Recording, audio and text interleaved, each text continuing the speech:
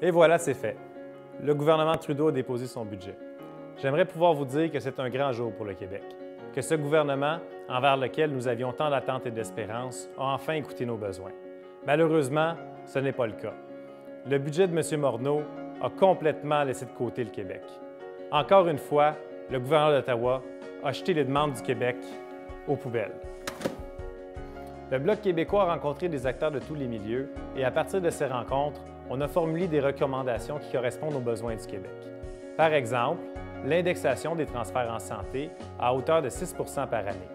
Le résultat? Les libéraux ont dit non et suivent le plan des conservateurs. Pour les infrastructures, on avait demandé à ce que les sommes promises soient transmises directement au gouvernement du Québec. Malheureusement, ce n'est pas le cas. Il n'y a aucune entente et on ne sait pas quand est-ce qu'on va voir la couleur de cet argent. Dans le cas de l'assurance-emploi, il y a un nouveau programme qui va permettre à certaines régions ciblées d'avoir 20 semaines de plus de prestations. Quelles sont ces régions? Les territoires du Nord-Ouest, l'Alberta, la Saskatchewan, le Manitoba, l'Ontario, Terre-Neuve, mais pas le Québec. On avait aussi demandé l'abolition des subventions pétrolières pour mettre en place une véritable politique d'innovation. Pour ce qui est des pétrolières, elles sont toujours grassement subventionnées.